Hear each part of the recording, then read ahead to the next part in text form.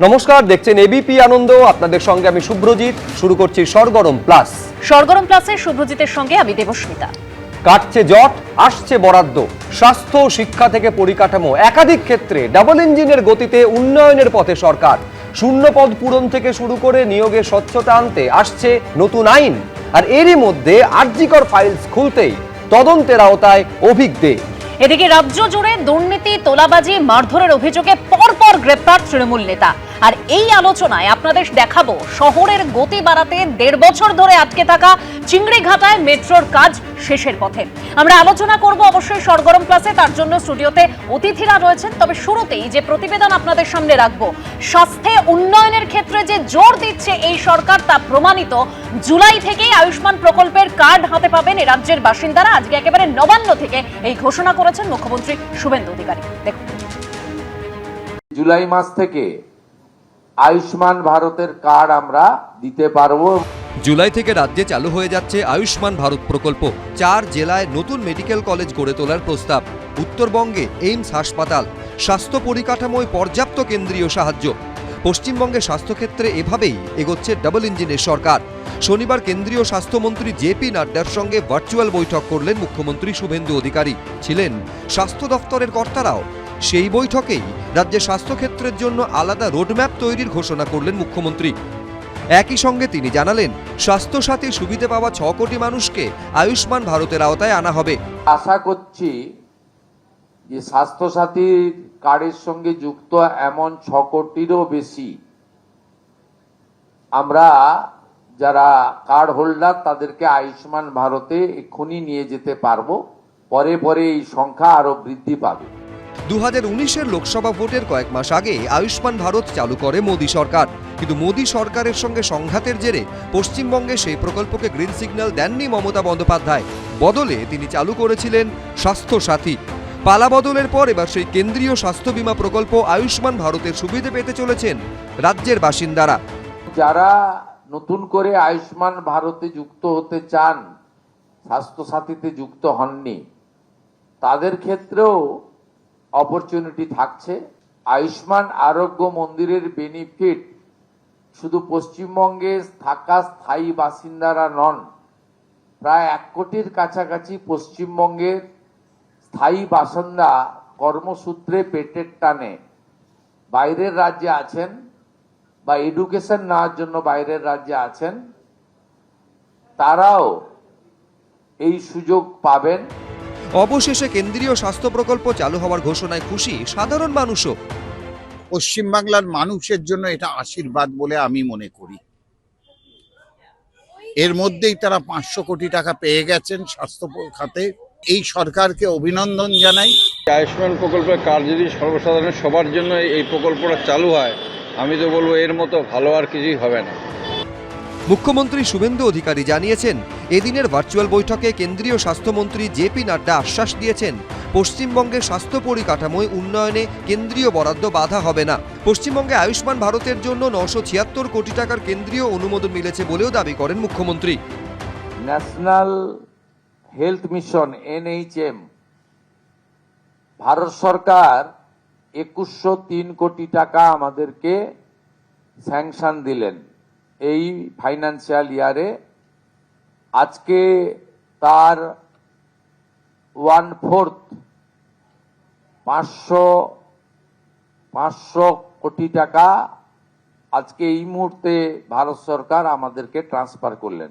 আমরা মাননীয় মন্ত্রী জগৎ প্রকাশ নাড্ডাকে 23-24, 24-25 অর্থবর্ষে আমাদের যে অর্থ বিগত সরকার নেয়নি সেই অর্থের জন্য বিশেষ অনুরোধ করেছিলাম। আয়ুষ্মান ভারতে যে সেন্ট্রাল শেয়ার এই বর্ষে 976 কোটি টাকা বরাদ্দ দিয়েছে। অন্যদিকে এদিনের বৈঠকে রাজ্যের 4 জেলা আলিপুরদুয়ার, কালিম্পং, দক্ষিণ দিনাজপুর ও পশ্চিম বর্ধমানে মেডিকেল কলেজ ও উত্তরবঙ্গে এইমস হাসপাতাল গড়ে তোলার জন্য কেন্দ্রীয় সরকারের কাছে প্রস্তাব পাঠানোর বার্তা দেন মুখ্যমন্ত্রী।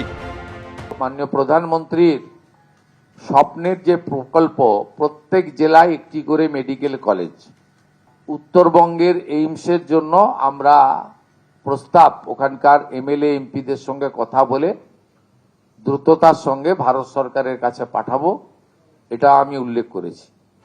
এই প্রকল্প বাস্তবায়িত হলে পশ্চিমবঙ্গের সব জেলায় গড়ে উঠবে মেডিকেল কলেজ। শিবাশিস মৌলিক, রাজা চট্টোপাধ্যায়, সনৎ ঝা, এবিপি আনন্দ। বিমল শঙ্কর নন্দর কাছে যাওয়ার আগে আমি একটা তথ্য দর্শকদের জন্য দিই। এই আয়ুষ্মান ভারত প্রকল্প লঞ্চ করেছিল, শুরু হয়েছিল 2018 সালে, আর এই আয়ুষ্মান ভারত আমাদের রাজ্যে শুরু হচ্ছে 2026 সালে। তার মানে মাঝে 8টা বছর পেরিয়ে গিয়েছে। আমার খুব স্পষ্ট প্রশ্ন বিমল শঙ্কর নন্দকে, তার মানে পূর্বতন মুখ্যমন্ত্রী আজকে বলছিলেন যে পূর্বতন সরকার সমন্বয় নয় বিরোধিতার পথে হেঁটেছিল, যে কারণে এতটা বিলম্ব। আমার প্রশ্ন হচ্ছে এটাই যে তার মানে রাজনৈতিক স্বার্থটাই বড় হয়েছিল এবং সেটাই ছিল মূল বাধা, যে কারণে জনস্বার্থ, রাজ্যের মানুষের স্বার্থ একেবারে পেছনের সারিতে, মূল বড় হয়ে দাঁড়িয়েছিল রাজনৈতিক স্বার্থ, যে কারণে 8টা বছর আমাদের অপেক্ষা করতে হলো। বিমলদা, অ্যাবসলিউটলি। তার কারণ হচ্ছে আগের সরকার একটা বিষয় বুঝে গিয়েছিল যে তাদের কেন্দ্রের সঙ্গে কনফ্লিক্ট করতে হবে, তাহলে এই রাজ্যের একটি বিশেষ সম্প্রদায়ের ভোট তারা পেতে পারবে এবং বাকি কিছু মানুষকে তারা এটা সেটা দিয়ে তারা ক্ষমতায় চলে আসবে। কিন্তু ব্যাপারটা যে অত সহজ নয়, ওটা 2026 কিন্তু প্রমাণ করে দিয়েছে। কিছু মানুষকে কিছুদিন বোকা বানিয়ে রাখা যায়, সব মানুষকে তা সব দিন বোকা বানিয়ে রাখা যায় না। সমস্যা যেটা ছিল সেটা হচ্ছে রাজ্য নিজে তার যে স্কিমটা করেছিল সেই স্কিম নিয়ে ভুরি ভুরি অভিযোগ এই স্টুডিওতে বহুবার আলোচনা করা হয়েছে। অনেক চিকিৎসালয় সেগুলো নিতে চায়নি, কোথাও নিয়েছে কিন্তু টাকা পায়নি বলে পরে আর নিতে চায়নি, ফলে মানুষের অবর্ণনীয় দুঃখ দুর্দশা হয়েছে। কিন্তু আয়ুষ্মান ভারত বা প্রধানমন্ত্রী জন আরোগ্য যোজনা সেটা আজ অবধি কোথাও রিজেক্ট করেছে একটা তথ্যও কিন্তু নেই। ফলে প্রধানমন্ত্রী জন আরোগ্য যোজনা বা আয়ুষ্মান ভারত যখন পশ্চিমবঙ্গ সরকার গ্রহণ করলো, একটা বিষয় কিন্তু নিশ্চিত হয়ে গেল যে মানুষগুলো এই স্কিমের অধীনে চলে আসবে তারা কিন্তু 5 লক্ষ টাকা পর্যন্ত চিকিৎসার সুযোগ সুবিধে পাবে এবং তারা যেখানে চিকিৎসা করবে সেখানে পাবে, কার্ড জুড়ে যে কোনো জায়গায় কার্ড করে দেওয়া হবে। ফলে এটা একটা গুরুত্বপূর্ণ দিক। দ্বিতীয় যেটা, আগের সরকার আরেকটা কাণ্ড করেছিল, প্রধানমন্ত্রী 2019 সাল থেকে কিন্তু প্রধানমন্ত্রী যেটা কৃষকদের দিয়েছিলেন কিষাণ সম্মান নিধি, দীর্ঘদিন সেটা কিন্তু মানেনি। যখন মানল ততক্ষণে বহু হাজার কোটি টাকা কিন্তু এই রাজ্যে এলো না। ফলে একটা সরকার অদ্ভুত একটা নকল লড়াই বাঁধাচ্ছিল, লড়াইতে পারবে না জানতো, কিন্তু নকল লড়াই বাজাচ্ছিল রাজনৈতিক স্বার্থে। তাদের একেবারেই লক্ষ্য ছিল না পশ্চিমবঙ্গের মানুষের কোনো রকম উন্নতি হোক, লড়াই করে ক্ষমতায় আসা, যার জন্য এই ধরনের মুখের ভাষা প্রয়োগ করা, কেন্দ্রীয় স্কিমকে নেবো না, প্রধান তারপরে ঘরবাড়ি তৈরি করতে যে টাকা আসবে সেখানে নিজের নাম বসাবো, রাস্তাঘাটে নিজের নাম বসাবো, এই করতে গিয়ে ক্ষতি হয়ে গেছে পশ্চিমবঙ্গের। আমরা ক্রমশ পিছিয়েছি, পেছোতে পেছোতে গোটা ভারতবর্ষে একদম নিচের সারির রাজ্যে পরিণত হয়েছে। নতুন সরকারের সামনে বড় চ্যালেঞ্জ পশ্চিমবঙ্গকে আবার সামনে নিয়ে যাওয়া। 50 এবং 60-এর দশকে আমরা যেরকম প্রথম 4-5টা রাজ্যের মধ্যে ছিলাম, সেইখানে নিয়ে যাওয়ার চ্যালেঞ্জ কিন্তু সরকার গ্রহণ করেছে এবং আমি মনে করি সৎভাবে কাজ করলে পারবে। আগে সরকার সৎভাবে কাজ করেনি, কারণ সরকারটাই চলতো অসৎদের দ্বারা, চোরেদের দ্বারা। চোররা আবার দেশের উন্নতি করবে কি? এখন সরকার যারা চালাচ্ছে তাদের সুনির্দিষ্ট লক্ষ্য নিয়ে চালাচ্ছে এই রাজ্যকে সামনের দিকে নিয়ে যাওয়ার জন্য।